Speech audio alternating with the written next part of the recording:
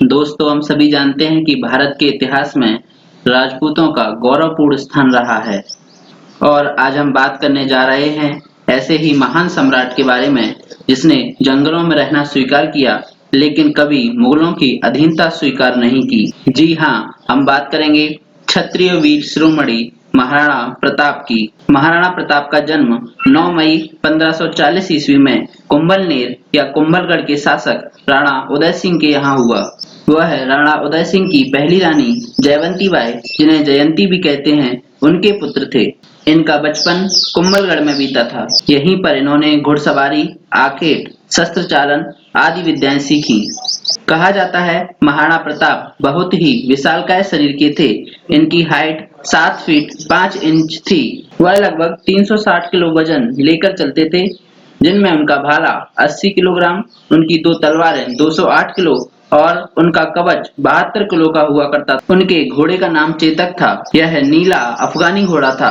वह अपने घोड़े के सिर पर हाथी की सूंड लगा देते थे, जिससे दुश्मन सेना के हाथी असमंजस में पड़ जाते थे। इनका एक खास हाथी भी था जिसका नाम राम प्रसाद था। इसने हल्दी घाटी के युद्ध में दुश्मन सेना के 8 हाथियों को मार गिराया था। कुछ राजनीतिक कारणों से इनके पिता राणा उदय सिंह को कुंभलगढ़ छोड़कर चित्तौड़ आना पड़ा और वहीं पर बसना पड़ा। चित्तौड़ में प्रताप और उनकी मां किले की तलहटी में बसे एक जंगली गांव में रहते थे और इसी कारण इनका संपर्क भीलों से हो गया। बाद में विभिन्न लड़ाइयों में इन भीलों ने प्रताप का साथ दिया था। फरवरी 1572 में राणा उदय सिंह गंभीर रूप से बीमार पड़ गए और उसी हालत में उन्होंने अपनी दूसरी रानी धीरबाई के बहकावे में आकर धीरबाई के पुत्र जगमाल को अपना उत्तराधिकारी घोषित कर दिया। फरवरी 1572 में ही राणा उदय सिंह का देहांत हो गया। राणा उदय सिंह के दाह संस्कार के बाद उपस्थित सभी विद्वानों ने मेवाड़ के हित के लिए महाराणा प्रताप को उचित उत्तराधिकारी समझा और उन्होंने जगमाल को हटाकर राणा प्रताप को राजगद्दी पर बैठाया।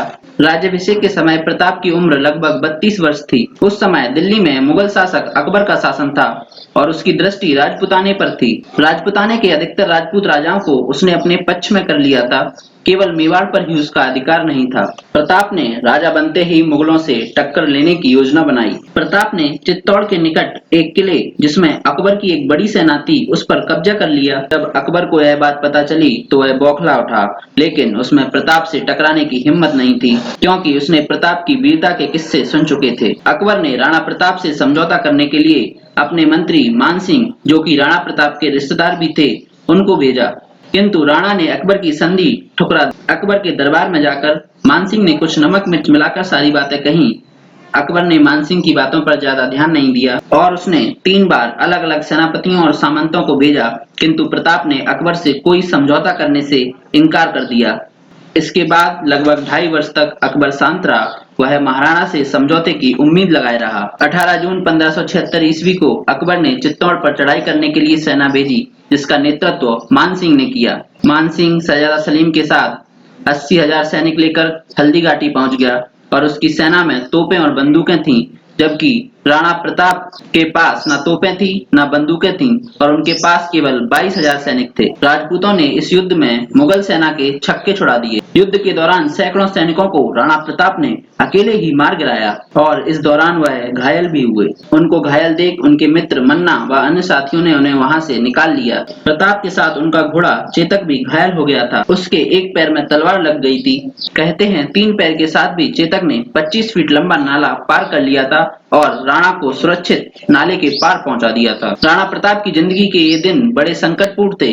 कई दिनों तक उन्हें सपरिवार जंगली फूल और कंदमूल खाकर रहना पड़ा।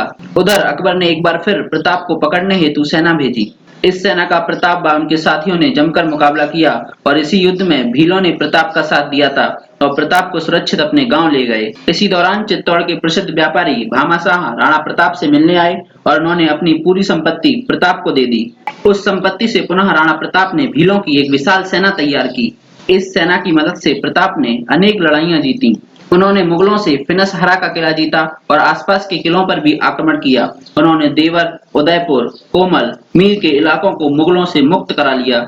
लगभग 20 वर्ष उन्होंने मुगलों से संघर्ष किया, हार नहीं मानी, मुगलों को परास्त किया। उम्र अधिक होने के कारण वह बीमार रहने लगे थे और अंत में बीमारी के कारण ही उनका देहांत हो गया, या ऐसा कहें कि मेवाड़ का सूर्य सदैव के लिए अस्त हो गया। हम ऐसे महान वीर को सत नमन करते हैं और उनके त्याग, बलिदान और देश प्रेम को सलाम करते हैं। धन्यवाद। मिलते हैं नेक्स्ट वीडियो में। Thank you so much.